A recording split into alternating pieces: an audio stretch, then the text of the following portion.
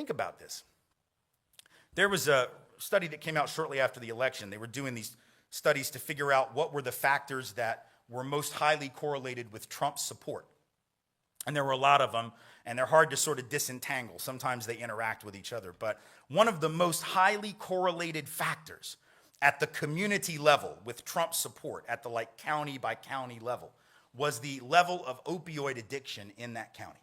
The more people addicted to opiates, the more white folks in particular, addicted to opiates, the higher the level for Trump. Now, please don't misunderstand. I'm not saying that you had to be high to vote for Donald Trump. That's not actually my argument. Though it's a fascinating sociological query that the academics in the room might want to engage. Whatever. Good luck with that research. That's not my point. My point is that what is an opiate? Think about it. What is an opiate? Pharmacologically, just like its most basic pharmacological purpose is to do one thing: block pain, right? That's all it does. It doesn't solve the problem. If you got a crushed disc in your back, you're going to need surgery. The opiate is not going to fix your back, but it will get you through, theoretically, until you can get the actual problem solved. Same thing with cancer. They might put you on opiates, right? But that's not going to solve the cancer. You're going to have some other stuff done. So it's sort of like when Donald Trump comes along and says, I got a solution for your pain, that doesn't really speak to the problem. He's like a walking, talking, breathing human opiate, right?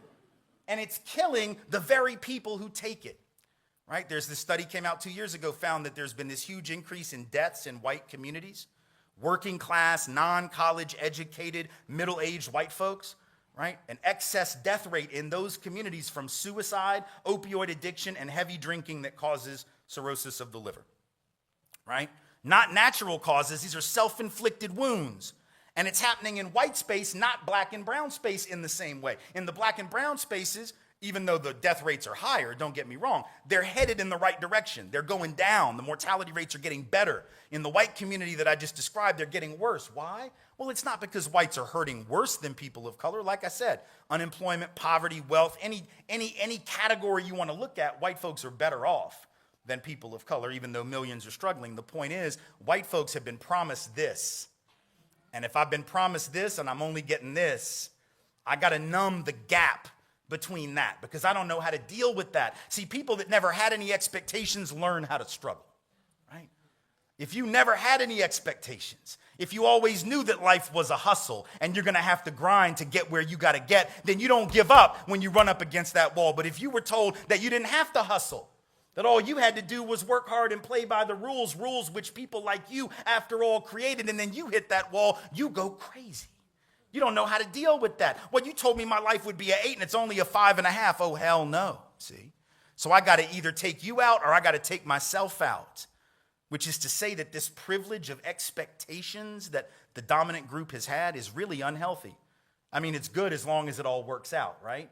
But when the economy changes and it doesn't work out for a lot of people, it becomes a self-destructive thing. That notion that where you end up is all about you, uninterrogated, becomes a dagger pointed at the very heart of the people who created that myth in the first place. Back in April of 2011, there was a cover story in Newsweek, and they were interviewing these white guys who were like managers. These weren't even like working class. These were managers, right? And they'd lost their jobs in the recession. Some of them had been out of work for like a year, and they were freaking out, and they're walking around looking for jobs. And this one guy's interviewed, and he says, every time I'm out looking for a job, I feel like I've got a neon sign around my neck that says, unemployed lazy bum. And I remember thinking to myself, man, who told you that unemployed people were lazy bums? I know who didn't tell you, unemployed people.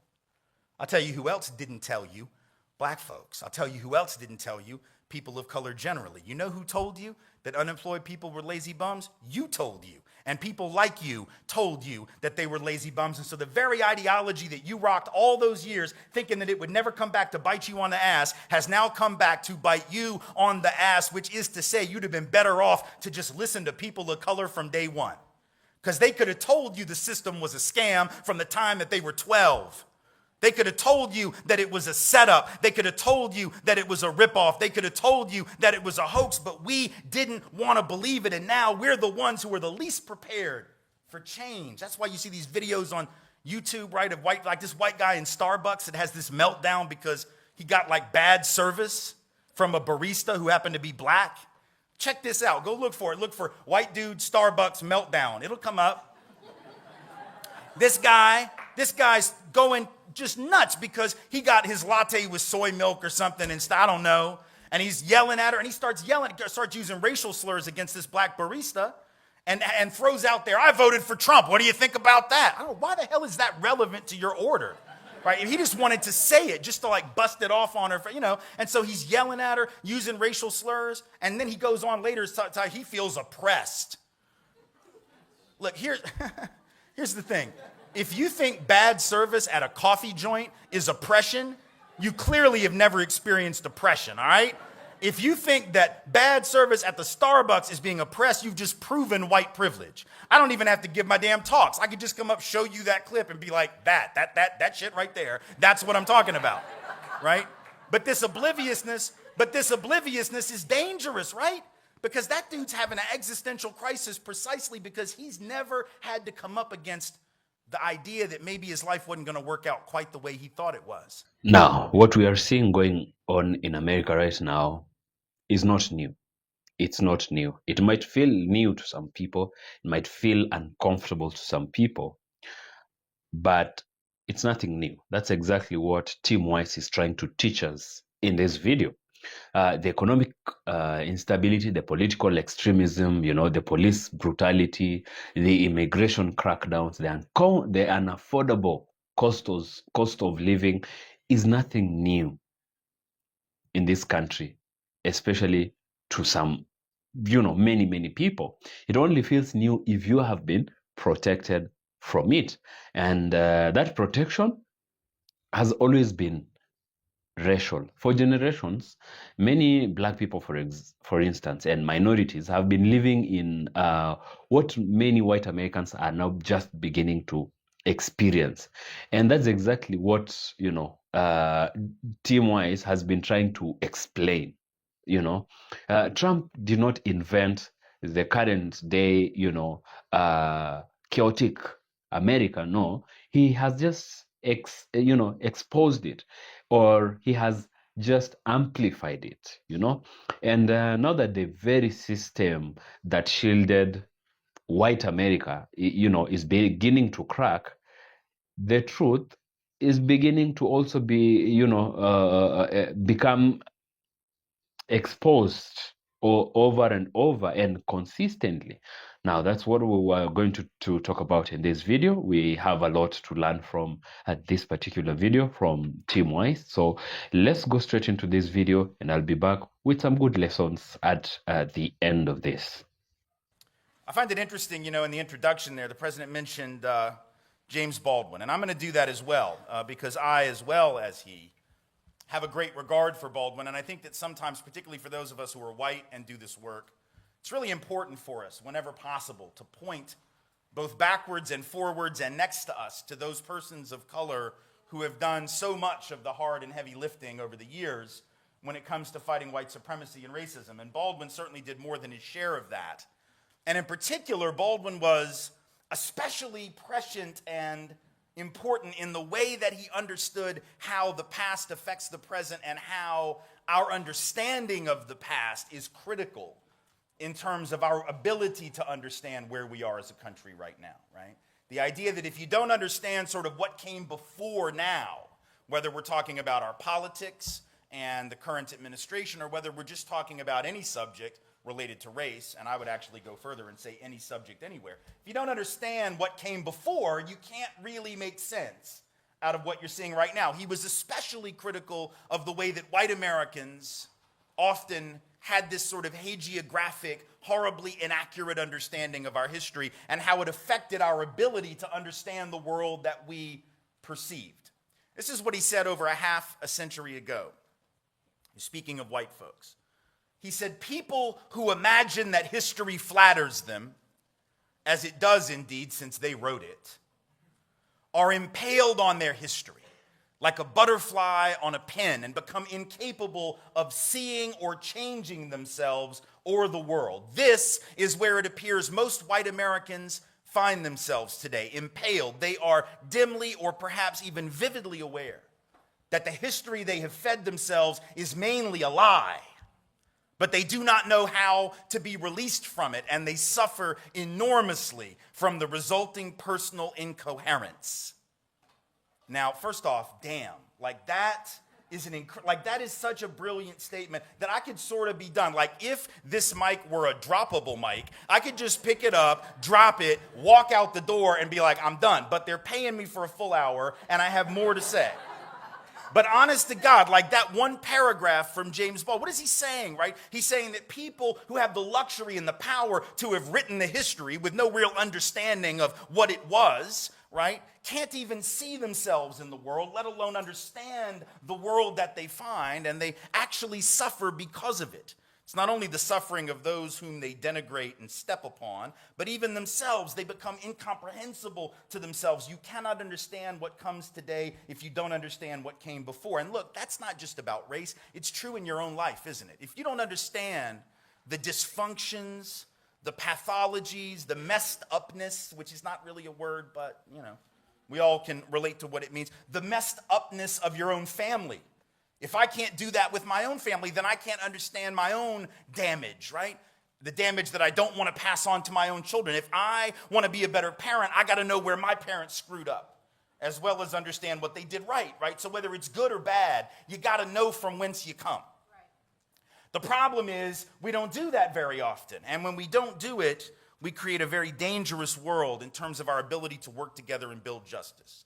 Let's think about a few contemporary examples, right, to understand what I mean. And I'll talk a little bit about the election and political context in a minute, but I want to start somewhere else because I don't want to give this particular moment, this particular man, this particular administration any more credit for creating this problem than he deserves, because this thing has been around since long before Donald Trump. This thing has been around long before Trumpism, right? We can't give all the credit there. It's not like Donald Trump thought up some new stuff. Right? It's not like Donald Trump created the problem. This is a problem that goes back to the founding of our country. So we'll get to that. But I want to start somewhere else. If you don't understand, for instance, the history, the predicate, what came before when it comes to the subject of law enforcement misconduct in black and brown communities, for instance, right? If you don't know that history because it was never taught to you, right, then a movement like Black Lives Matter won't make sense to you. If you don't understand the way that black life has been discounted and denigrated and has not mattered institutionally to an awful lot of folks, right, then somebody proclaiming that Black Lives Matter will seem irrational. It will seem horribly militant and separatist and maybe even hateful. And then you'll say things like, but what about my life? What about me? All lives matter, don't they? What about me? I know, precious. I know your life matters. I know my life. You don't have to tell me that all lives matter. I get that.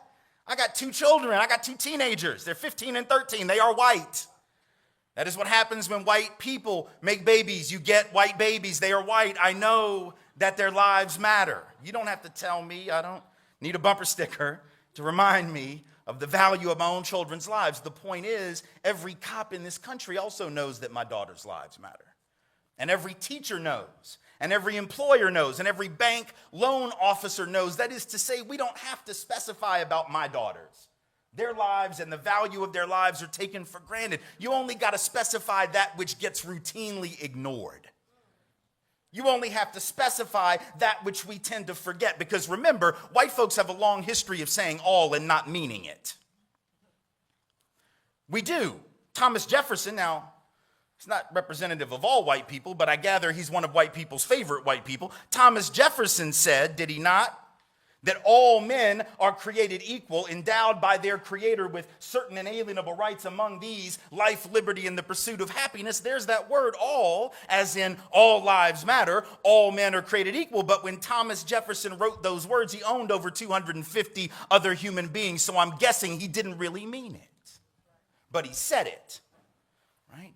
And when the Pledge of Allegiance was written, first iteration in the 1880s, there were several afterward through the 1920s, last iteration, last version, 1954. But in every iteration of the pledge, what's that last line? That never changed. With liberty and justice for whom? all, there's that word again, written by white folks who I dare say in 1888 or whatever it was, did not mean it. Nor did they mean it in the 20s, nor did they mean it in the 50s. So what black folks are trying to tell us with BLM, whether we're prepared to hear it or not, is that when y'all have been forgetting that we're part of the all, we're going to have to remind you. And Black Lives Matter becomes that asterisk at the end of white folks all.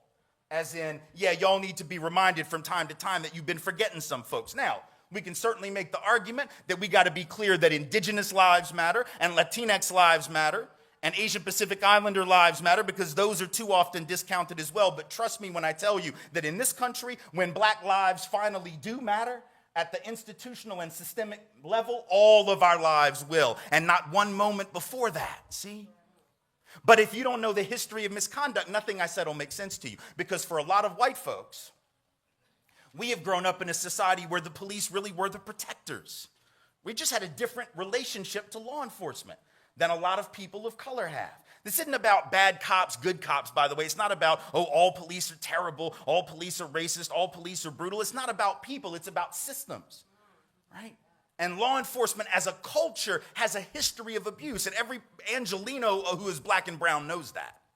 Everyone in this greater area who is black and brown knows that. Everybody's been in Pasadena long enough knows that, right? Black folks, for instance, know that modern policing traces directly to slave patrols. That's the first iteration of policing in this country, right?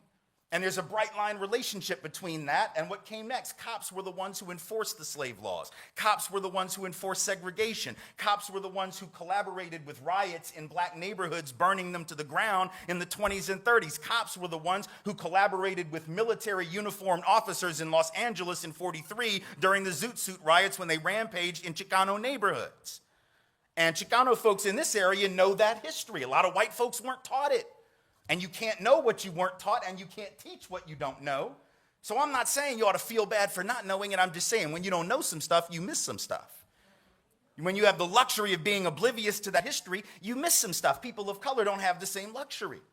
They know that it was cops that pulled protesters off of the stools during the sit-ins in the South where I'm from. That wasn't done by random folk off the street. That was cops with guns and badges and the power of the state.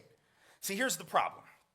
Whether you're a good person or a bad person and you become a police officer, I think most people who become cops, most people who become teachers, most people who become whatever they become are good people. I think most people are good folks, just in general. I think most people don't wake up wanting to hurt other people, but here's the problem.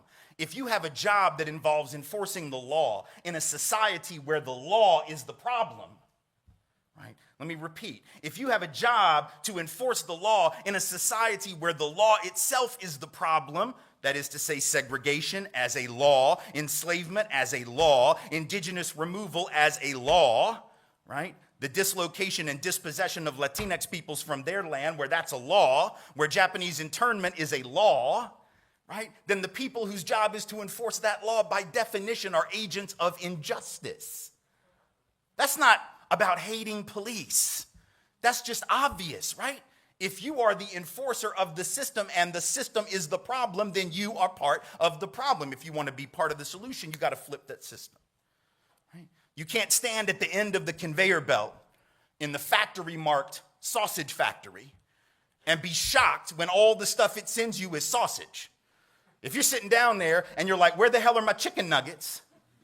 You clearly did not read the sign, yo. It said it was about sausage. So you probably ought to understand the system is contributing and producing exactly what it was intended to produce, right? And if you understand the history, that doesn't sound radical. It just sounds obvious, right? But if you don't know that history, it seems absurd. So you got to understand the past to understand the present. That's the point.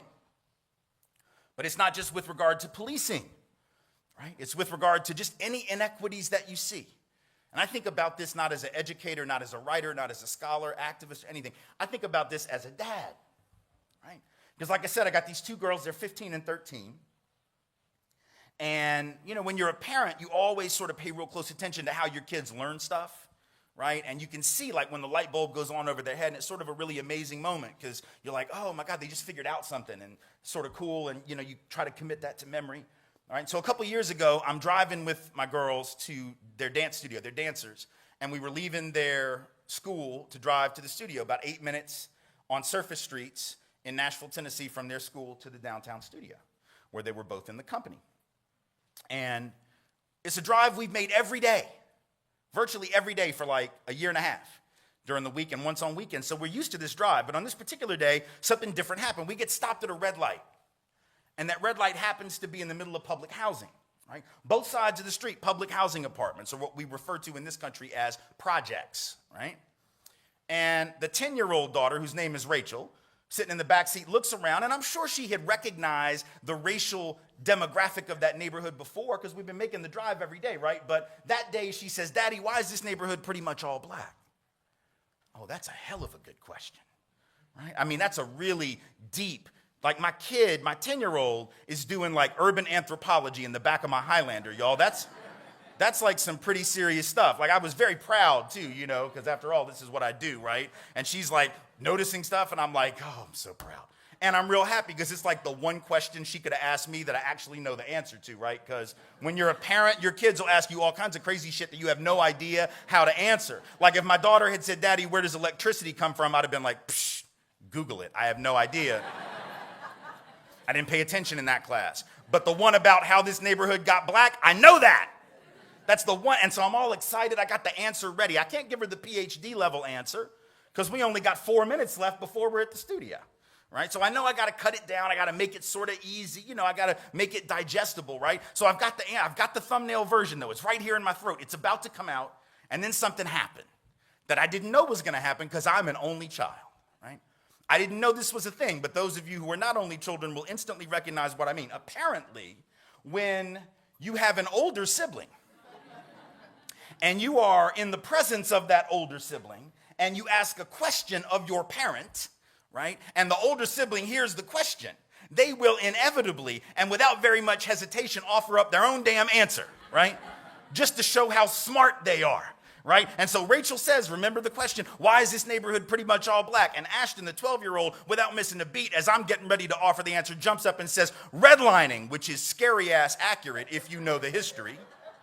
And if you don't, you're about to. I was like, what? How did you know that?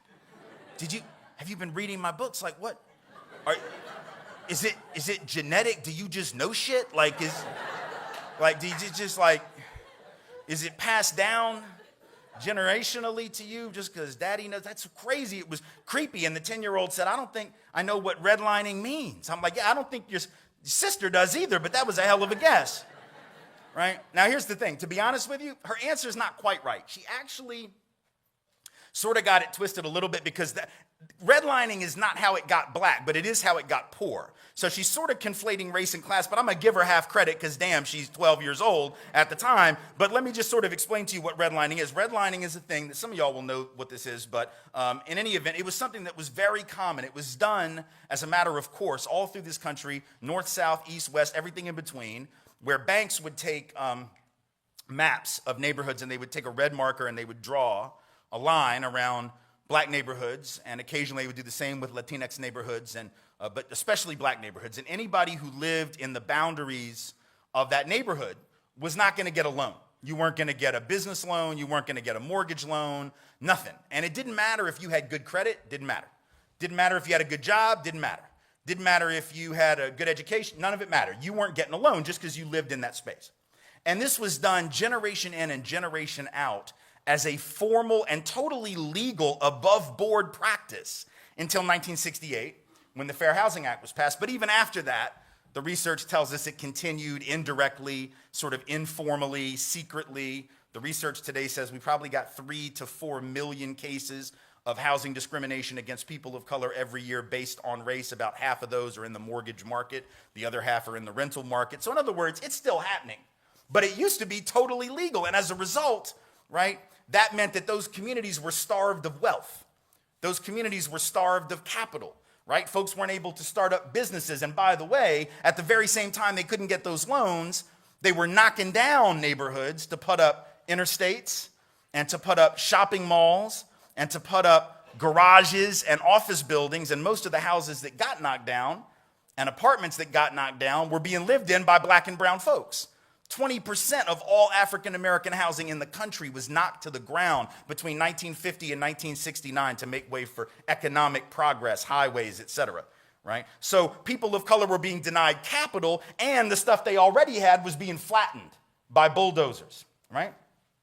So that's how those neighborhoods became poor. But how did they actually become black, or black and brown combined, folks of color? Well, that happened for a couple of reasons that are really important to know. First of all, most people don't know this history, but like Baldwin said, if you don't understand it, right, then you're not going to understand what you see. That's the effect of what he was saying in that quote I started with.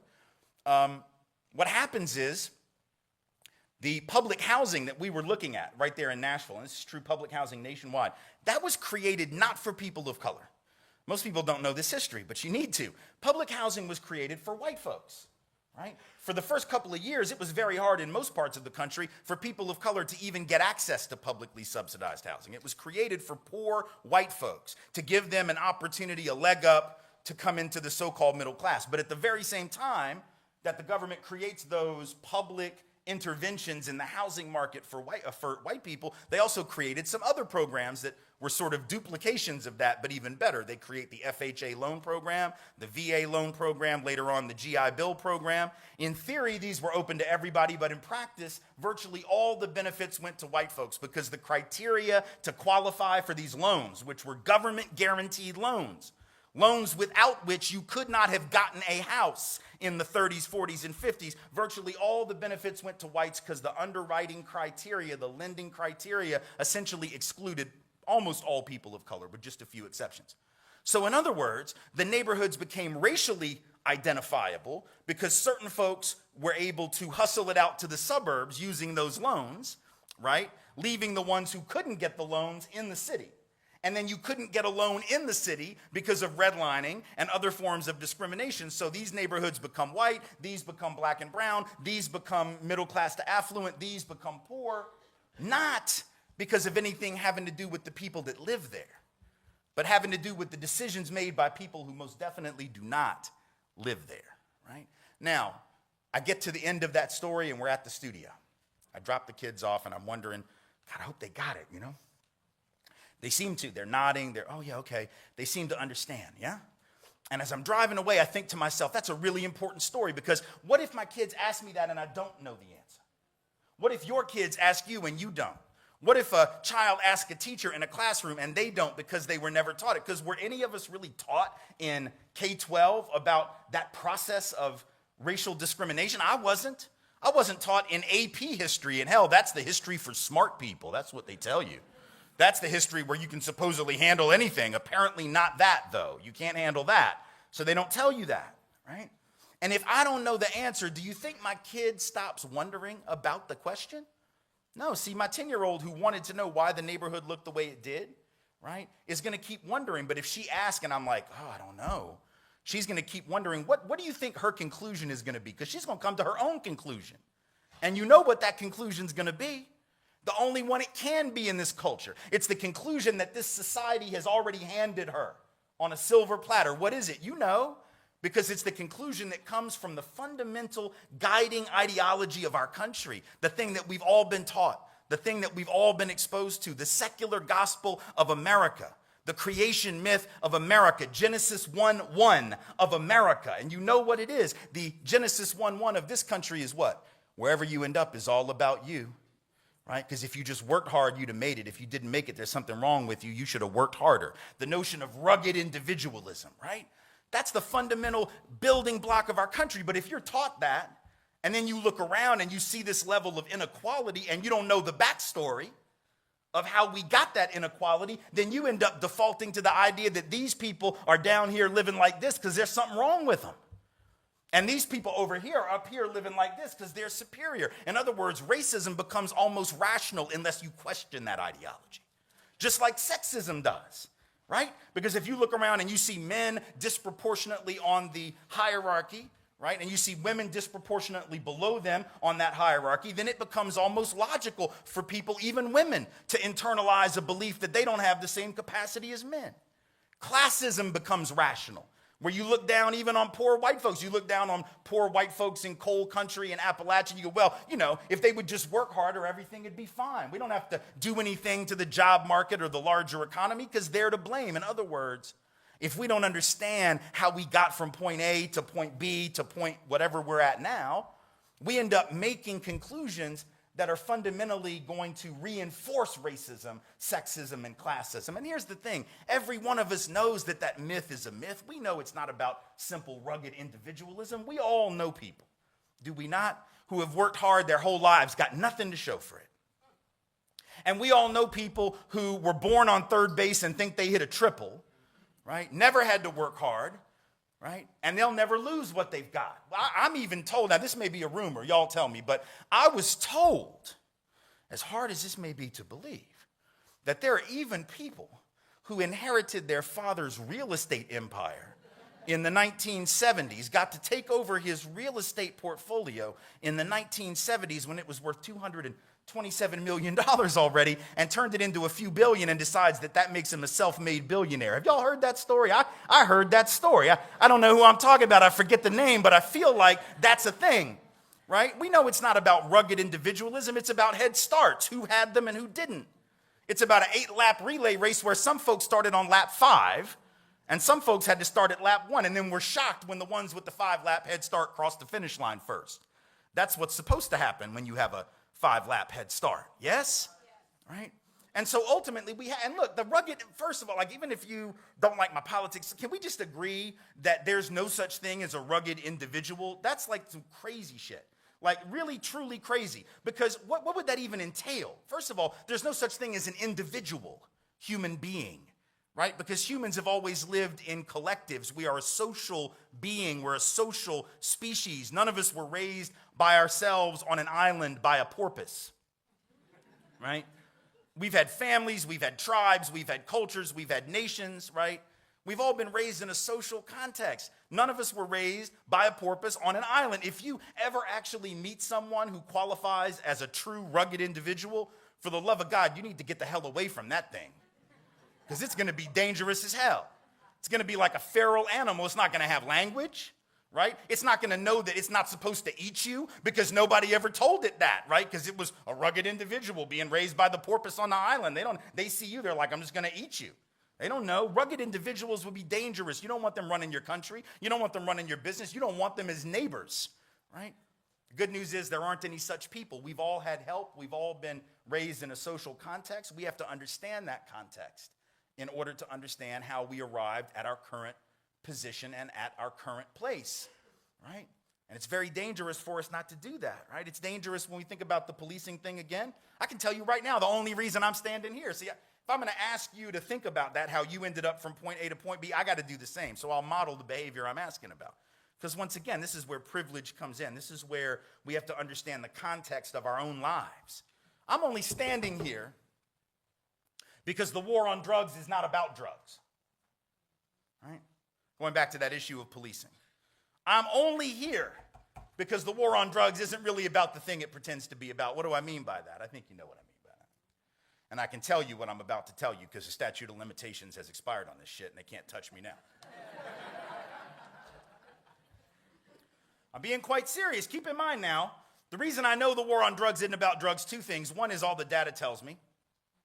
Centers for Disease Control, National Institutes on Drug Abuse, every study you choose to consult says what? White folks are just as likely, if not more likely, to use drugs, just as likely, if not more likely, to possess drugs, just as likely, if not more likely, to sell drugs, just as likely, if not more likely, than people of color to become addicted to them, right? So the rates of usage, possession, dealing, and addiction equal or greater, depending on the age group, for whites relative to people of color. That's one way that I know. The other way is the fact that I'm here. Because in April of 1988, I was headed back from a college debate tournament. I was at Tulane University in New Orleans. We went to a debate tournament in San Antonio, driving a rental car back, right? And I get stopped in Gonzales, Texas. I do not recommend this, by the way. I get stopped in Gonzales, going about 13 miles an hour over the limit. So I pull over. It's just me, my debate partner, another two-person team, and the coach. And I'm nervous, right? And I'm nervous because I know what's in the car, other than debate evidence. I know that at that moment, in the briefcase of my coach, is the following: 1.5 ounces of weed, an 8-ball of Coke, 12 sheets of acid. Yeah, Google it. And and 14 hits of X. Now, not bragging, by the way, and I'm not encouraging this behavior. Yeah, I'm not. I'm just asking you a fundamental question. You know what the question's going to be, but I got to keep setting this thing up. Now, for those who are not drug users, either now or at any point, that is not for personal consumption, as you can probably imagine. That would kill anyone who tried to do all that. So that was my coach. He was a dealer on the debate circuit. He would deal to other coaches. He would deal to debaters, right? So I get pulled over, and I know that's in there. And I'm nervous as hell because he comes to the door with that flashlight, right? Puts it in the face, and he's like, I need to see your license. I'm like, of course. I'm looking for it. I'm looking for the damn thing. It's a wallet. It's got like 4 places it could be. Can't find the damn thing. And it seemed like it took 30 minutes. It was probably 20 seconds. But it seemed like it was a half an hour. I'm sweating, right? My eyes are getting big. I'm sweating crazy, just profusely. The air's on, doesn't matter. Sweating, right? And I just know that this is not going to go well. He says, would you like to come back and sit in the cruiser where the light's better? I'm like, okay. I go back there. He's right, man. The light is way better in the police car. So I'm looking for it, right? Finally, I turn over this one little, flap where you put pictures and credit cards and stuff, and there's my fake ID. I got that. He sees it. He goes, isn't that it? I'm like, no. That's something else. I don't know. That's like a craft project. I don't know what the hell that is. I don't know what that is. I don't know, even though it said driver's license right on the damn top. And he saw it, and he's like, are you sure? And he starts to reach for it. And just as he starts to reach for it, now keep in mind, just the license alone is a misdemeanor offense, $500 fine, up to 60 days in jail potentially. Probably wouldn't have gone to jail for it, but they're going to search the car when he gets it, right? So he's reaching for it. And just as he does, I find my real license that magically reappears in a place that I thought I had searched 5 times. And I'm like, here it is. Oh, here it is, right? And he goes, you sure that's it? And he gave me a look that said he knew. He writes me a $75 ticket. He lets me go. Now, if you think that he wouldn't have searched that car with all the nervousness that I was exuding, the at least suspicious behavior that would suggest possibly something greater was up. If you don't think he would have searched that car if I were black or brown, you have not been paying attention. And I don't mean to this lecture. I mean to life in general in America, right? So see, that doesn't take away from whatever genuine abilities I have as a speaker or as a writer or as a scholar or as a whatever, right? But it means that every one of us is where we are because of a confluence of factors, some of which have to do with privilege that we didn't earn, some of which are just about luck. Because the other reason I'm standing here is even stranger than that one. The reason I'm really standing here is because right after I graduated from college, I got a job in Louisiana working against a white supremacist neo-Nazi former Klan leader named David Duke, who was running for the U.S. Senate and governor in Louisiana in 90 and 91. All right, I was involved in the campaigns against him. It was sort of a high-profile thing, so those of us who worked in that effort got a lot of attention, probably more than the person who's 23 years old typically would have doing this work. But the only reason I got to do that job was because I'd gone to Tulane and I met the 2 men who started that organization. If I go to any other college, I don't meet them, right? And the only reason I went to Tulane is because when I came out of high school, I was chasing a girl that went to Louisiana State, right? That's the truth, right? I'd never even thought of Tulane, but I meet this girl at a summer debate camp. I realize I'm totally like geeking out on debate right now, but you just got to understand these are important stories, central to my life. I was at a debate camp at American University in D.C. summer between junior and senior year. I meet this girl, and in the manner of a 16-year-old, I fall in love, right? And I tell her I'm going to go to Emory in Atlanta. That was where I was going to go. She's like, no, you can't go to Atlanta for college. We'll never see each other. You have to go to Tulane because then you'll only be an hour away, hour and 15. And then I'm like, oh, of course, I will completely change my entire life. Of course, that's what I'm going to do. Naturally, that's what I'm going to do. Screw my entire life plan. I'm following you because those relationships always work out. And I'm not bitter, by the way. It worked out really well for me and for her separately, but, but if I don't meet her and she doesn't convince me to go to Tulane, I don't meet those men. And if I don't meet those men who start that organization, I don't get that job. And if I don't get that job fighting David Duke, my whole life goes in a fundamentally different direction. But here's the thing. The only reason I met her was because I was a debater. If I hadn't been a debater, I wouldn't have done that. The only reason I was a debater was because, and that hadn't been my plan either. That hadn't been my path, at least I didn't think. When I was a kid, I thought my path was baseball. I was a really good baseball player. Not as good as Donald Trump now, because you've heard Donald Trump wants you to know he was the best baseball player in New York City in 1962. That happens to be a year that the Yankees won the World Series, but he was better than all of the players on the Yankees. He literally said this. So I wasn't Donald Trump good, but I was good. And I thought, I had college scouts come into my games when I was like 11 or 12, and so I thought, man, that's going to be my path. But then tried out for the high school team, had the most inexplicably horrible tryout in the history of tryouts. It's like I couldn't catch anymore, I couldn't throw, I forgot all the rules of the game. I get cut and had to find a different activity, which became debate. If I make that team, I'm not going to be debating, I'm going to be playing ball. If I'm not debating, I don't meet Monica at American University, I don't end up at Tulane, you know the rest of the story. What I'm really trying to tell you is I owe everything to that asshole that cut me from the baseball team. And to Coach Cantrell, I say thank you. Well played, because that ultimately made the difference. The point I'm trying to make is we got to challenge this notion of meritocracy. This idea that we end up where we are just because of our own hard work and our own effort, right? That's not true for me, as I've just proven. It's not true for any of us. Anywhere we get in life, we've had help. Some of it's been about race, some of it's been about gender, some of it's been about class, and some of it, like the baseball story, is just about luck, right? And if we'd be willing to own that, we'd be quite a ways further towards challenging racism, sexism, classism, and all these forms of inequality, because we wouldn't be looking down on folks who hadn't made it yet. Right? Because we could see ourselves in them and we could see them in us. It's only when we separate ourselves. Same thing is true with the immigration debate, right? Think about this. Our inability to understand the history of our own as white people, immigration is what gets us all twisted about brown folk coming, right? Because when Donald Trump gets up and says, well, Mexico, they're not sending their best.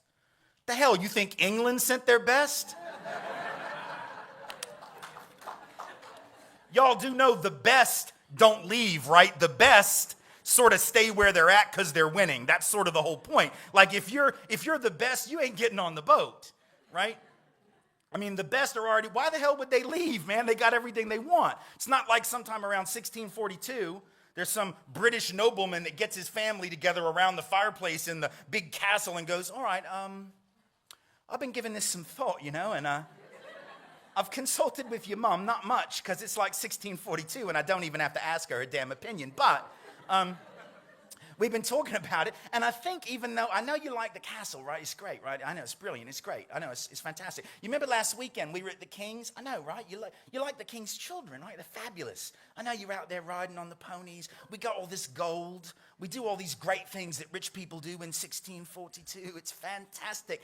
But to hell with all that. I've got an idea. And we've decided that in 2 weeks from now, we're going to ask you to gather up your things. Just gather up your things. Just all that you can carry. Nothing else. Just gather up your things. And we are going to get on a boat. A rickety old ship. I don't even know if it's seaworthy, to be honest. We might sink. We might be eaten by sharks. We might get scurvy or be hijacked by pirates. However, if we survive, I'm sure you'll agree that in a year hence, you'll be able to look back and say it was an excellent, fantastic adventure. Okay, that shit did not happen. The best did not leave because the winners always stay put. Only those who were suffering and losing in the system leave, and there's no shame in that. But there's no shame in it when English folk do it, and there's no shame when Mexican folk do it, and folks from Sri Lanka do it, and folks from Honduras and Guatemala do it, when folks from the continent of Africa do it. There's no shame when anybody gets up and says, I'm starting over. But see, the difference is black folks in this country know how they got here. And indigenous peoples know how they were here before, and Latinx folks, if they're in touch with the indigeneity of their heritage, also know that their people were here first. It's only European folks who apparently forgot that, as James Baldwin said, our ancestors didn't want to come either, right? We didn't want to, we had no choice. And if we understand that, it gets harder, doesn't it, to look down on folks, right? Because you understand what motivates them is the same, but we tell ourselves a lie. We say, well, we came for freedom. And they're just coming for stuff. The hell, we came for stuff. Land, we came for land, we came for opportunity, we came for a new start. Even if you came for quote unquote freedom, that would still be some stuff, but we didn't come for that. All you got to do is look at the kind of system we set up in the colonies. This is a pretty unfree system. We spent most of our time in the colonies oppressing each other for not being the right kind of Christian and trying to figure out who the witch was so we could kill her. It wasn't about freedom, right? It was about a new form of tyranny. So the reality is migration is always about the search for opportunity. People don't like to move, right?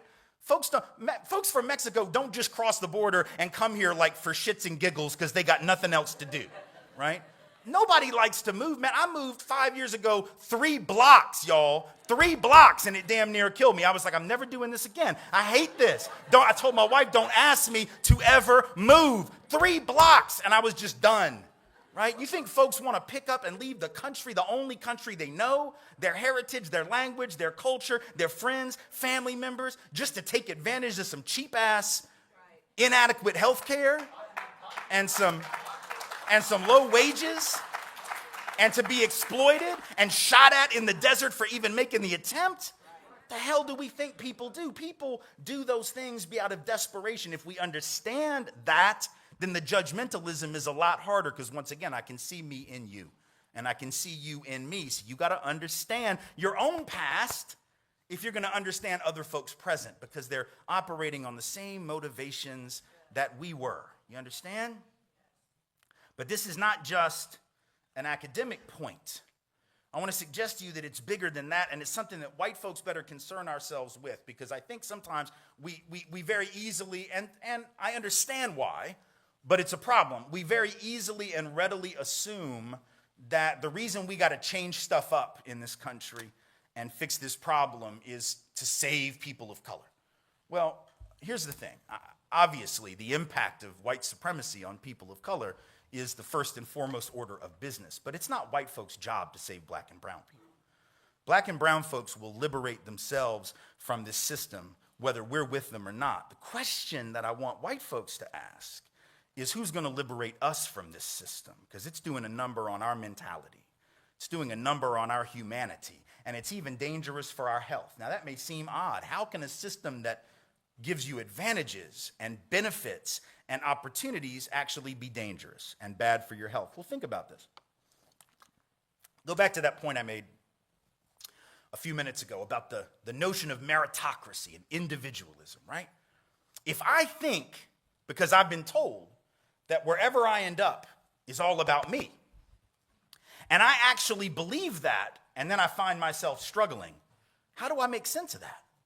See, when black and brown folks are told, hey, wherever you end up, it's your own fault, right? People of color sort of have enough of a history to know that that's pretty much bullshit, right? People of color have been around the block long enough to know that for the most part, it's always been more complicated than that. So folks of color always at least question that a little bit, if not a lot. But white Americans have been the group that's been able to sort of buy the myth, right? I'm not saying that white folks haven't struggled, but I'm saying that historically, white folks, even working class white folks, were able to say to themselves, listen, if I just play by the rules and I work hard and I keep my head down, and if I have a strong back and I can lift stuff, I'll always have a job, right? Even those white folks in the coal mines who clearly don't have economic privilege, I mean, they're struggling. They're dying at 55 years old from black lung, occupational disease, and injury. So they're not economically privileged, but even they historically, right, were able to look around and at least say to themselves, hey, as long as I do everything right, my kid will be better off than I was, just like I was better off than my dad. Or they could say, well, my granddaddy worked in the mine, my daddy worked in the mine, I work in the mine, and my son's going to get a job in the mine when he graduates. But even the ability to take that for granted was sort of a privilege, wasn't it? Because folks of color have never been able to just say, oh, I'm sure there'll be jobs for me as long as I'm willing to work, right? Because people of color know that's not the way it's gone down. But if I'm a white person and you've promised me that as my birthright in this country, and then all of a sudden I don't have a job. All of a sudden the economy changes, right? And the assembly line shut down because the boss can make more money sending the jobs overseas, right? Or the coal mine shuts down, not because of regulations, not because of environmentalists, which is what they want us to believe, but because the guy that owns the coal mine learned that it's actually cheaper to just blow the top off a mountain with dynamite, right, and go in and get the coal that way than it is to actually use all the labor that they used to use. So it's about saving rich people money. And now these working class folks are out of work, can't find a job, 26 weeks, 52 weeks during the height of the recession. Some folks out of work 99 weeks, including millions of white folks who were told that would never happen to us. Right? Now, if you tell me that's not going to happen to me, and now it does, and you tell me that wherever I end up is all about my own effort, I got two choices, don't I? I can either start to hate myself, right, and start to think that I'm the problem, that I'm just not good enough, right, that I'm not working good enough, that maybe my work ethic isn't good enough, that maybe I'm not smart enough, that maybe I'm not committed enough, that maybe I can't support my family. But that's hard to swallow, isn't it? It's hard to take that on. So my other option is I got to displace my anger and my anxiety and my frustration onto somebody else, right? So in other words, I'm dealing with all this self-doubt and all this pain. I got to find somebody to put the pain on. And then a politician comes along, and that politician says, I can take your pain and I can tell you who's to blame for it, and it's not you. Oh yeah, when those people on that side of town are out of work, it is their fault. But when you're out of work, it's also their fault, right? So you don't have to, that whole myth of meritocracy, that doesn't apply to you. And this stuff works, man. I got an email from a young guy a couple years back, young white guy, and that was his thing. He's like, I can't find a job because blacks and Mexicans are taking all the jobs. For real, all the jobs are being taken by black folks and Mexicans. Where the hell are these jobs at? Second Life, right? Are they on Minecraft or some shit, some video game? Like, where are these jobs? Because the data tells me that black folks with a college degree are still almost twice as likely as whites with a degree to be unemployed, no matter what their major, by the way. Tells me that Latinx folks with a degree are still 50% more likely than whites with a degree to be unemployed. That Asian American and Pacific Islanders with a degree are still 23% more likely than whites with a degree to be unemployed. That our indigenous brothers and sisters with a degree are 2/3 more likely than whites with a degree to be unemployed. So wherever in the hell people of color are taking all these white jobs, they're not taking them far, right? Plus, it's sort of weird, isn't it, when people say, they took my job. Well, did you have the job already? Because if you didn't have it, it wasn't yours, you understand? Like, it's not like, I mean, I guess it'd be really wrong. Like, if the boss hired the white dude on Monday, and then on Wednesday he was like, yeah, just kidding. No, I'm giving it to the Latino guy over there. That might be a little unfair, right? I mean, I've had this job for 2 whole days. And then I would understand. But that's not what's happening. Plus, the dude that wrote me this email that said this about people of color taking all the jobs, like the next paragraph, his next statement out of his mouth was that black and Latino folks are lazy. All right, which is it? Because it can't be both. If you took all the jobs, I'm pretty sure you're not lazy. And if you're lazy, I'm thinking you didn't even take one job, let alone all the damn jobs. And I have this image whenever I hear this. White folks say this all the time, this victimology. Whether they're taking the jobs. I get this image in my head of like this white Iowa farmer, right? Wakes up at like 4:30 in the morning to milk the cows, right? Walks out to the barn, time to milk the cows, time to milk the cows, time to milk the cow. Opens up the barn, he's like, well, I'll be damned. These cows have already been milked. Who took my job? And then Andre shoots up from behind the barn and goes, it's me, Andre from Detroit. I took that shit. The hell do we think is happening in this country? That is not a thing. That is not a thing, right? But the thing is, if you have a politician that swears by that, and if you're in enough pain, right, you'll believe anything. You can put the blame on, you say we build a wall down here, everything will be fine. Really? You think that's how capitalism works? You just build a wall and then everybody gets a big raise because the capitalists are like, oh, they figured us out. Now we got to give everybody more money. No, capital will always cross the border. Capital will always cross the border in search of the highest rate of return. I know the president thinks that he can shut that down with some mean tweets at 4 a.m. That if he just sends out a tweet that says, you're not moving, you're staying here, that they're going to go, oh, well, I was going to make, $12 billion extra by moving the plant to Sri Lanka, but what the hell, the president says I can't, so I guess I'll stay. That's not real. Goods will always cross borders in search of the highest price, right? So if you got capital mobility and you've got goods mobility, but you don't have labor mobility, what happens? You actually rig the game against working people. Because if workers can't go where they get the highest wage, that hurts all working people, see? But we don't think about that, or we don't think about how we got in this political moment. The thing that's so important to understand about Trumpism, not Trump, Trumpism, is that it's really not a new thing. It's really not. Because the whole history of this country is the history of what we just saw happen. Keep hearing people say, we can't normalize Trump. We can't normalize Trump. Well, there are a lot of things that aren't necessarily normal and typical about Donald Trump and his rhetoric and some of the stuff he does. But there's other things that are excruciatingly normal, right? That have been typical and going on for a really long time, right? Because if you had to sum up the history of this country in one sentence with regard to race and class, you know what that sentence would be? That sentence would be that the history of America is the history of rich white men telling not rich white people that their enemies are black and brown. That the history of America is the history of rich white men telling not rich white people that their enemies are black and brown. It starts in the colonies when there were no white people yet. And you may think, that's a weird thing to say. What do you mean? Well, I mean, there were Europeans. We didn't call ourselves white. We hadn't come up with that term yet. We didn't have this pan-European identity, right? We hated each other. We spent most of history killing each other. The English hated the Irish and vice versa. Northern Italians didn't even think Southern Italians were Italian. The Germans hated everybody, and everybody hated their ass right back. There was no white race, and then in the colonies, all of a sudden there is. What happened to justify the creation of this thing? Well, nothing really, except that the elite in the colonies could look around mid-1600s, and they could count. And when they counted, what they saw was that they were way outnumbered. You take all the African enslaved folks, the European indentured servants who were just one level above slavery, and you take the other piss-poor Europeans who aren't technically indentured, but they might as well be. They're peasants. They don't have anything. And you put them all together, in most of the colonial period, they outnumbered the rich by 10 to 1, 15, 20, 30 to 1, had a handful of people that owned all the wealth, sort of like today.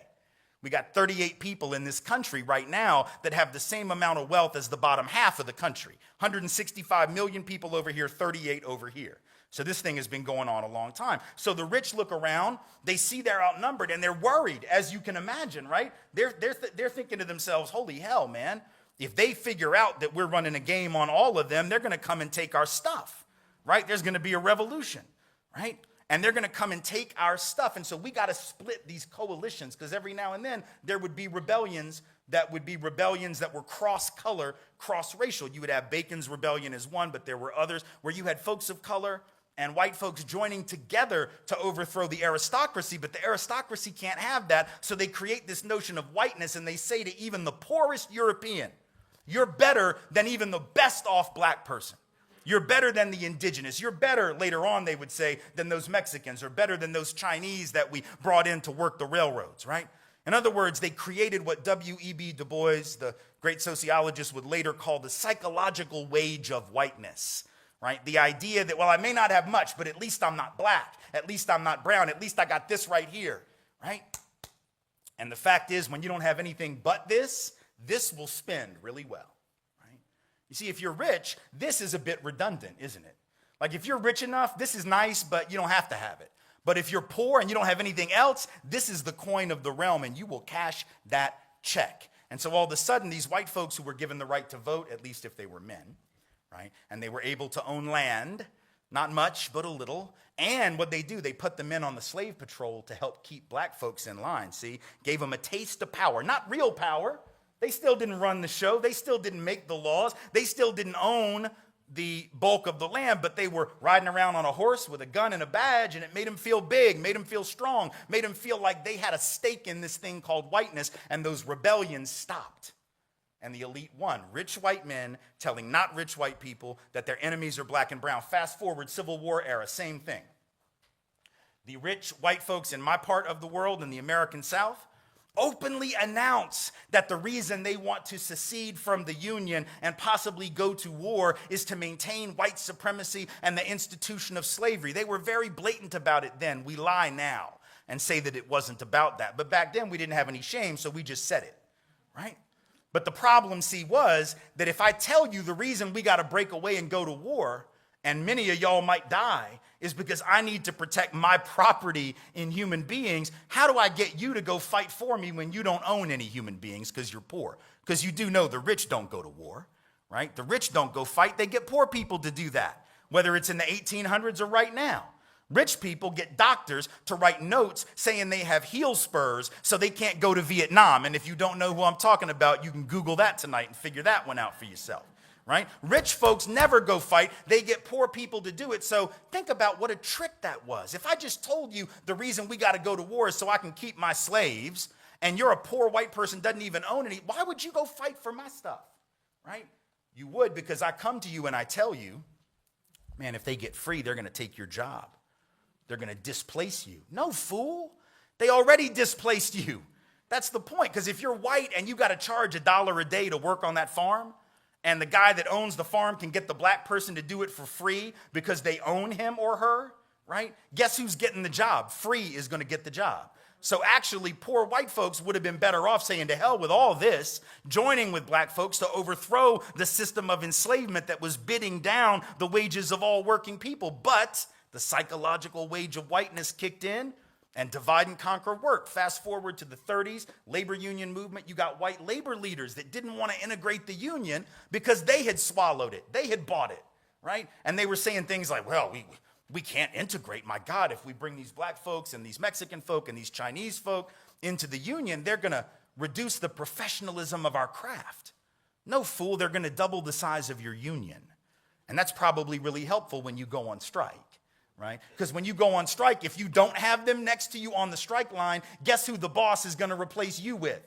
The very black and brown folks that you didn't want to stand next to and work next to, right? And then you're going to blame them for taking your job, not the rich white dude who gave it away just to split y'all off of one another and divide and conquer you. And here it is again, right? 80 years later, working on immigration, same thing, telling folks the reason they don't have a job is not because of Wall Street, which I beg to remind you, was not destroyed by Mexicans, documented or not, was not destroyed by black folks, was not destroyed by peoples of color. It's just the highest SAT having white boys in the banking industry, right? These all had business degrees. Like, God, you know they got to be smart.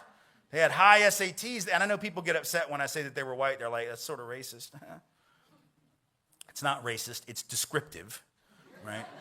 And if they had been black or brown, all y'all would have noticed, everybody would have noticed. If it had been black folks or brown folks that took off with $13 billion worth of other people's money, or stole it, or lost it, or squandered it, if black and brown folks lose trillion, $13 trillion, if you lose that kind of money and you're black or brown, there's not another banking job that a black or brown person is ever going to get. Not even like a teller, not even like a drive-through window, right? Just no, you're not getting these jobs. White boys destroy Wall Street, lose trillions, and the result is what? That they keep getting bonuses.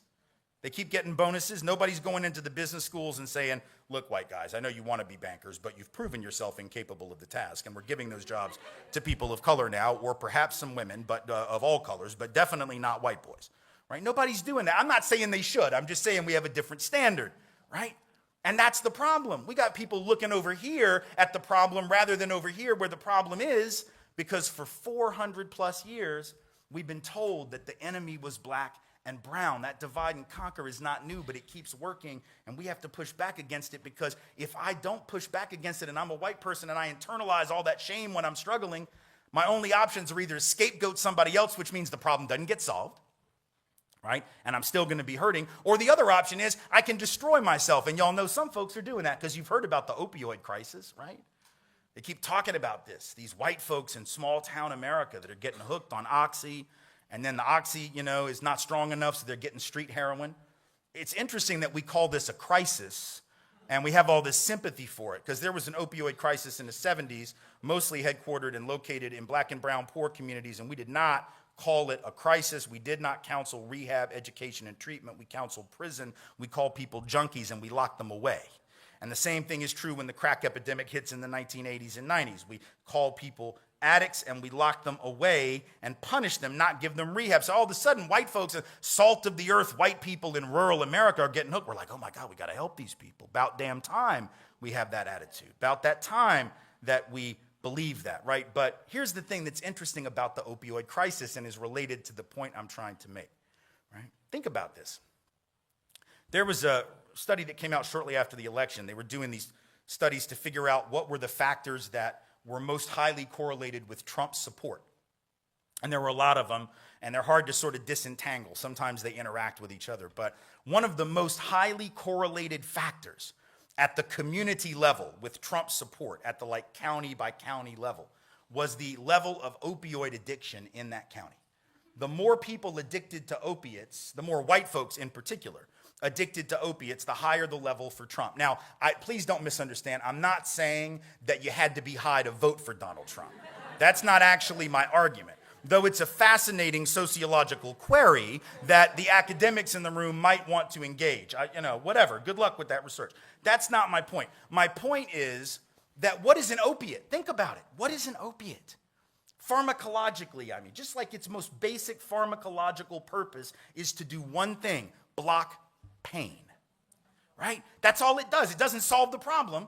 If you got a crushed disc in your back, you're going to need surgery. The opiate is not going to fix your back, but it will get you through, theoretically, until you can get the actual problem solved. Same thing with cancer. They might put you on opiates, right? But that's not going to solve the cancer. You're going to have some other stuff done. So it's sort of like when Donald Trump comes along and says, I got a solution for your pain, that doesn't really speak to the problem. He's like a walking, talking, breathing human opiate, right?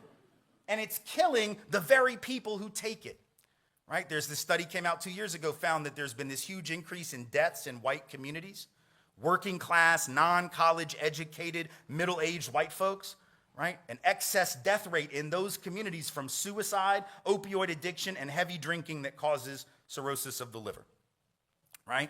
Not natural causes. These are self-inflicted wounds. And it's happening in white space, not black and brown space in the same way. In the black and brown spaces, even though the death rates are higher, don't get me wrong, they're headed in the right direction. They're going down. The mortality rates are getting better. In the white community that I just described, they're getting worse. Why? Well, it's not because whites are hurting worse than people of color. Like I said, unemployment, poverty, wealth, any category you want to look at, white folks are better off than people of color, even though millions are struggling. The point is, white folks have been promised this. And if I've been promised this and I'm only getting this, I got to numb the gap between that because I don't know how to deal with that. See, people that never had any expectations learn how to struggle, right? If you never had any expectations, if you always knew that life was a hustle and you're going to have to grind to get where you got to get, then you don't give up when you run up against that wall. But if you were told that you didn't have to hustle, that all you had to do was work hard and play by the rules which people like you, after all, created, and then you hit that wall, you go crazy. You don't know how to deal with that. Well, you told me my life would be an 8 and it's only a 5.5. Oh, hell no, see? So I got to either take you out or I got to take myself out, which is to say that this privilege of expectations that the dominant group has had is really unhealthy. It's good as long as it all works out, right? But when the economy changes and it doesn't work out for a lot of people, it becomes a self-destructive thing. That notion that where you end up is all about you, uninterrogated, becomes a dagger pointed at the very heart of the people who created that myth in the first place. Back in April of 2011, there was a cover story in Newsweek, and they were interviewing these white guys who were like managers. These weren't even like working class. These were managers, right? And they'd lost their jobs in the recession. Some of them had been out of work for like a year, and they were freaking out, and they're walking around looking for jobs. And this one guy's interviewed, and he says, every time I'm out looking for a job, I feel like I've got a neon sign around my neck that says, unemployed lazy bum. And I remember thinking to myself, man, who told you that unemployed people were lazy bums? I know who didn't tell you, unemployed people. I'll tell you who else didn't tell you, black folks. I'll tell you who else didn't tell you, people of color generally. You know who told you that unemployed people were lazy bums? You told you. And people like you told you that they were lazy bums. And so the very ideology that you rocked all those years thinking that it would never come back to bite you on the ass has now come back to bite you on the ass, which is to say you'd have been better off to just listen to people of color from day one. Because they could have told you the system was a scam from the time that they were 12. They could have told you that it was a setup. They could have told you that it was a ripoff. They could have told you that it was a hoax, but we didn't want to believe it. And now we're the ones who are the least prepared for change. That's why you see these videos on YouTube, right, of like this white guy in Starbucks that has this meltdown because he got like bad service from a barista who happened to be black. Check this out. Go look for it. Look for white dude Starbucks meltdown. It'll come up.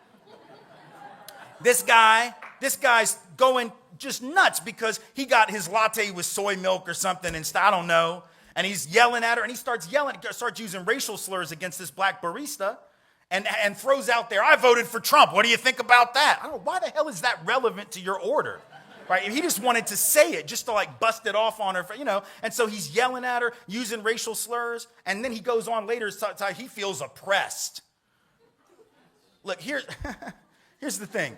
If you think bad service at a coffee joint is oppression, you clearly have never experienced oppression, all right?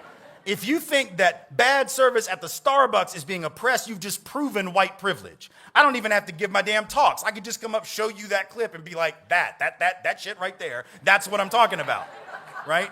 But this obliviousness is dangerous, right?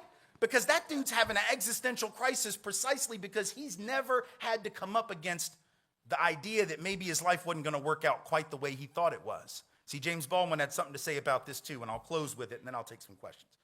Baldwin said, he was talking now, this time, first quote was about white folks. This next one's about black and brown folks, specifically African-American folks, but I think it applies to people of color generally in a system of white supremacy like ours. Baldwin said, I don't mean to sentimentalize suffering, but that person who can never suffer can never grow up, can never learn who they are. That man who has to every day snatch his humanity out of the fires of human cruelty that rage to destroy it, learns something about himself in the process that no school on earth and indeed no church can teach. He gains a sense of his own authority, and that is unshakable. Because in order to save his life, he is constantly having to look at the meaning behind the words, to read between the lines. And he goes on to say, when one is constantly having to survive the worst that life can bring, one eventually ceases to be afraid of the worst that life can bring. And I guess the point I'm trying to make to you is in this era of Trumpism, when folks are sort of popping off and afraid, know this. For the most part, people of color are not afraid because they've seen this movie before. And they are not the ones who were losing their minds at the threat posed by Trumpism. It's those of us who weren't ready. People of color have been trying to tell us for hundreds of years, hold the mirror up to our face and tell us that we have been lying not only to them but to ourselves. And only now are some of us beginning to believe it. For the love of God, let us start listening to those persons of color. Let us join with them, whether it is in the streets, whether it is in the classroom, or whether it is at the ballot box. Thank you all so much for being here. I appreciate it.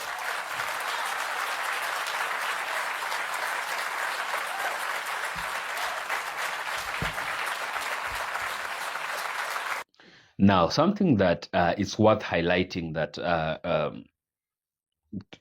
Tim Weiss is trying to insist on this in this video is that Trumpism as a phenomenon is not new at all.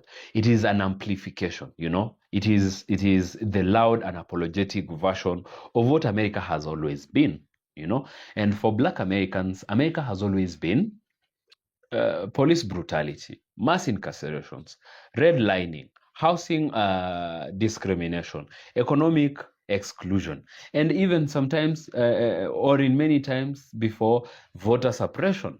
These aren't like new headlines. They are historical constants. They're just that there are some people who didn't really think that was the truth that are now beginning to learn. And when white Americans today cry about government overreach, being unheard, economic decline and economic crises, about even the state violence with ICE snatching people off the streets, harassing people on the streets, showing up at people's homes without search or arrest warrants. Many Black Americans are simply just watching quietly. And they're saying we have seen this before, or even worse than this before, and we have lived this one before. And that's why you will notice that there are many Black people who are not shocked with these ICE raids, this aggressive policing, or this government indifference. ICE didn't suddenly become harsh. I mean, policing did not just suddenly become harsh.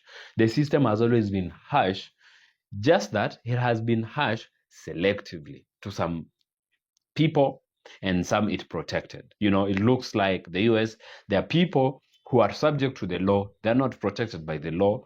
and there are those that are protected by the law but are not exactly, subject to it. And now what we are saying is that it is expanding. This lawlessness looks like it is expanding, or it is becoming less selective.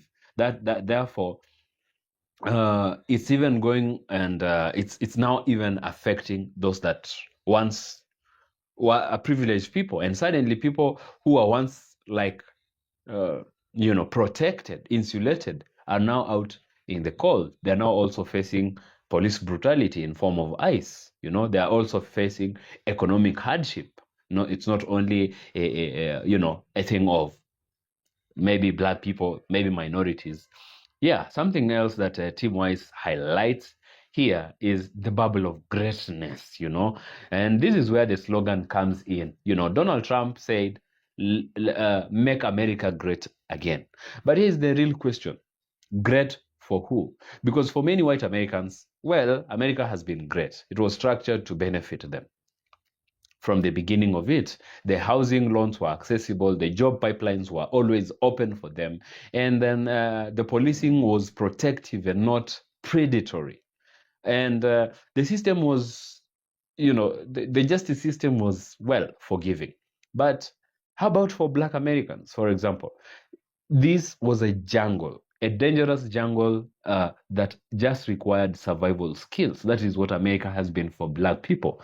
So when Trump says, make America great again, he's speaking to a memory, but that memory is selective. It's good to some people and very, very bad to others. It really ignores the price, who paid the price for the so-called greatness. Well, America is great. America is a big economy. America is a superpower. But how did it get there, actually? And this is why Tim Wise says many white Americans don't understand history and don't know history. Because if you understand history, if you don't understand history, you think that this decline right now happening in the US is new. If you don't understand history, you think that injustice just started with Donald Trump, or last year, or just the other day. If you don't understand history, you don't realize that you don't realize that you are just shielded from it, not that it didn't exist.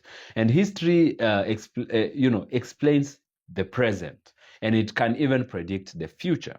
If you know history, then you understand why America is like it is right now.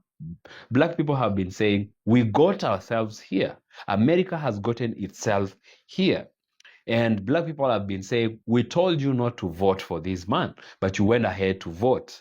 Now, this is what we, because they have seen it before. And so they can foretell the future. And they can actually understand why the consequences are like they are right now. Now, something else that is also being highlighted by Tim Wise in this video is that why Black lives, for example, is not, such movements are not separatist movements as, they are meant to look like. And let's address this, because movements like this one, Black Lives Matter, for example, they're never about supremacy, and they're not about domination at any given point. When people had Black Lives Matter, and you had even some ignorant people respond with all lives matter, or even sometimes white lives matter, they misunderstood the very concept behind it all. They don't get the point at all. The phrase wasn't that other lives don't matter, really. It was it was saying that it is a call to pay attention to the lives that the system has constantly ignored. Not that any other person does not matter, but there is a people that we have not given attention. And it was a clear call for equal footing, equality, and fairness, not superiority. Black people are not asking to dominate America. All they're asking is for fairness within it, and then natural course will just take effect, But extremists, and especially white extremists, framed it as a threat because, equality always feels like oppression to people that are privileged. And this might be uncomfortable to say, but it's really true. you know. Now, let's go to this point also of white people are the problem. And why does it matter? And, this is also something we're learning from this video. Now, and maybe here is where it gets controversial. Tim Wise, as white as he is himself, says that white people are the problem. He's not talking about about individuals as evil beings, but he's talking about the whole structure, the American system, from slavery to Jim Crow to redlining to mass incarcerations. This was all constructed by white political leadership. That we can all agree, White people have always been at the helm of leadership in America, and it was codified, it was legalized, it was enforced. And because white America historically benefited from the system, they are also protected from its brutality, obviously. So when the system becomes unstable and when the economy begins to shake, to falter, when institutions become more openly authoritarian, like we're seeing right now, when policing expands beyond the usual targets, some white Americans are shocked, yeah? But the shock reveals something that they didn't know. And that not knowing also is a form of insulation, And many people who voted for Trump did not necessarily love his policies. Actually, they loved what he represented emotionally. He validated. He kind of gave some validation to resentment. He weaponized grievance. He gave people someone to blame. Like immigrants are the problem in America, black activists are the problem, or the media is the problem. He gave them something to blame, somewhere to point a finger at. But here's the irony, and this is what I think. Trump doesn't love anyone. He loves power, he loves attention he gets, he loves being the center of gravity. Yeah, and he loves his dollars, I think, and he loves his circle of friends, rich friends only. He doesn't even care about white Americans per se. He doesn't even care about his own MAGA base, Now, even some of his most loyal supporters are experiencing and are crying about, economic hardships, the rising costs, and political chaos. And they're confused. It's like they're confused because they thought they were safe.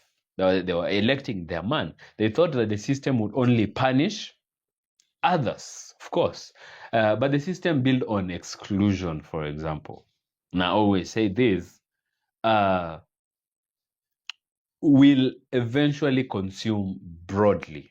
It's like a bear that is used to eating other bears' babies. One day, when it doesn't find another bear's baby to eat, it will come back and it will start eating the first of its own babies. And, now the exposure is happening in real time. The bear is back home. It's eating its own babies.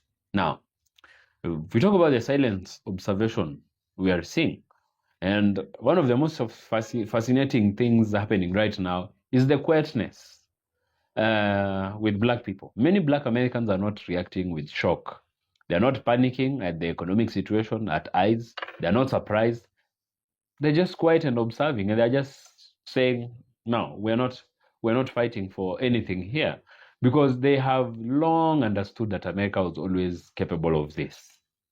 Police brutality has always been the norm. Now, when they see white people decrying, it's like it's not new, And when you've experienced like state surveillance, incarceration, economic discrimination, violent policing, and for many years, political instability then does not feel new. It's familiar, and this is what Tim Wise is trying to get, to get white Americans to confront, or maybe to understand. The America you're crying about is the America that others have been warning you about. You just did not listen, Now,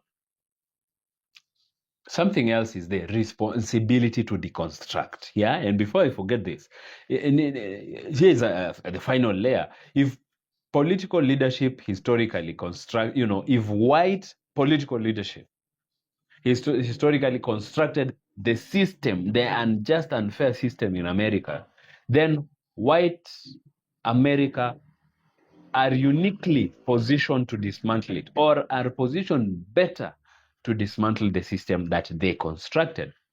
That's not blame, that's leverage. That's taking responsibility. You cannot fix what you refuse to acknowledge, by the way, in the first place, and you cannot reform what you deny that it exists. You cannot heal a nation without understanding how it was really built, how it became as ill or sick as it is. So Trump did not create the disease. What he did is he revealed the symptoms of this disease. He removed the mask. He made visible what was already just in existence. Maybe it was hidden to most of these people, but it was always, in the picture. Now, the question is really, will America confront its foundation? Because it is the very foundation that is the problem. Or will it keep pretending that all this is new? Yeah, that's a big question. And the truth is bitter. America was never universally great for everybody. It was great selectively for some people. And when selective greatness begins to collapse, those who were protected, they will feel obviously that they have been betrayed by their own system, And maybe this moment, as uncomfortable as it is necessary, because exposure forces reflection. Reflection forces accountability. And accountability is the only path to rebuilding something more fairer, more just, more inclusive. And the question isn't whether Trump is the problem. The question is whether America is finally ready to admit what it has always been. And more importantly, what it has become. Yeah, so that's my take. That's my 2 cents. That's what I have learned from this. I believe you also have enjoyed and most importantly learned from this video by Team Wise. If you have something you want to add, if you have something to say, do share with me in the comment section below.